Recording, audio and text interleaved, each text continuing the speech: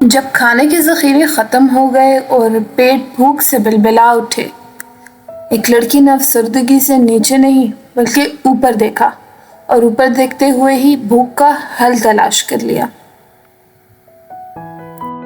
شہر گرے فیلڈ ایک مشکل دور سے گزر رہا تھا۔ طویل خشک سالی نے فصلوں کو برباد کر دیا تھا۔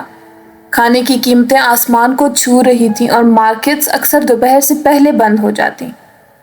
ان کی شیلفیں بے بس ہاتھوں کی وجہ سے خالی ہو جاتی۔ ایک چھوٹے سے بوسیدہ عمارت میں رہتی تھی امارہ، ایک 12 سالہ لڑکی جس کی آنکھوں میں تجسس اور دل میں امید تھی۔ ایک شام جب اس نے اپنے چھوٹے بھائی کو چاول کا آخری چمچ کھلایا تو اس نے آہستہ سے کہا، کوئی اور طریقہ ہونا چاہیے۔ اگلے دن اس نے اپنے اپارٹمنٹ کی چھت پر چڑھنے کا فیصلہ کیا۔ یہ خالی تھی، صرف سیمنٹ اور زنگ آلود پانی کی پائپیں، مگر امارہ کو وہاں ایک موقع نظر آیا۔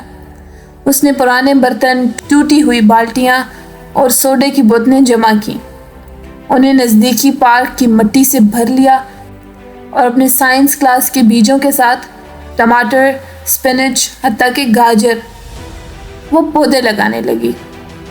پہلے لوگ ہنسے، ایک کھیت، چھت پر، وہ یہ ہنستے ہوئے کہتے، مگر جلد ہی سبز پتے سورج کی روشنی میں چمکنے لگے۔ پڑوسیوں نے نوٹس کیا۔ ایک نے اسے پرانا پانی دینے کا برتن دیا، دوسرے نے مزید بیج پیش کیے، اور جب اس کا پہلا ٹماٹر سرخ اور پکا ہوا نکل آیا تو اس نے یہ صرف نہ اپنے بھائی کے ساتھ بلکہ پوری عمارت کے ساتھ شیئر کیا۔ مزید چھتیں اس کے پیچھے آئیں، پھر بالکنیاں، خالی جگہیں، یہاں تک کہ پرانی بسوں کو بھی موبائل کھیت میں تبدیل کر دیا گیا۔ یہ خبر پھیل گئی، چھوٹی کسان امارہ، اس کا نام مشہور ہو گیا۔ 1 سال بعد گرے فیلڈ ویسا نہیں تھا جیسا پہلے تھا۔ مارکیٹیں اب بھی کھلی تھیں، مگر اب وہ تازہ مقامی پیداوار بیچتے تھے۔ اسکولوں میں اب اپنے کھانے کے اجزاء اگائے جاتے تھے۔ خاندان اختتام ہفتہ پر سبزیاں اگاتے تھے، بجائے اس کی کہ لائنوں میں کھڑے ہوں۔ یہ سب ایک لڑکی کی وجہ سے ممکن ہوا، جس نے یقین کیا تھا کہ کھانا کہیں بھی اگ سکتا ہے، یہاں تک کہ آسمان پر بھی۔